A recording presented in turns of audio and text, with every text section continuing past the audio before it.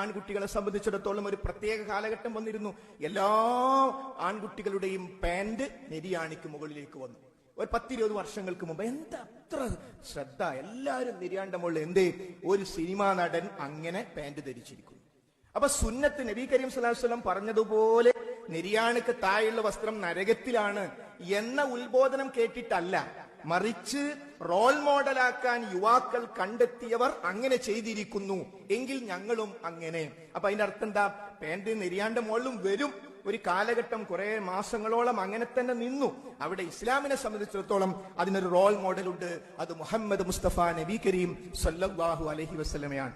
അവിടുന്ന് പുരുഷന്മാരുടെ ഡ്രസ്സ് എങ്ങനെയാണോ പഠിപ്പിച്ചത് അങ്ങനെ തന്നെ അത് ധരിക്കുക എന്നത് നമ്മുടെ ഓരോരുത്തരും, നമ്മൾ സത്യവിശ്വാസികളാകുമ്പോൾ ആ സത്യവിശ്വാസികളെ വിളിച്ചുകൊണ്ട് ജീവിതത്തിന്റെ ഓരോ രംഗങ്ങളിലും ശ്രദ്ധിക്കാൻ വേണ്ടി പഠിപ്പിച്ചു.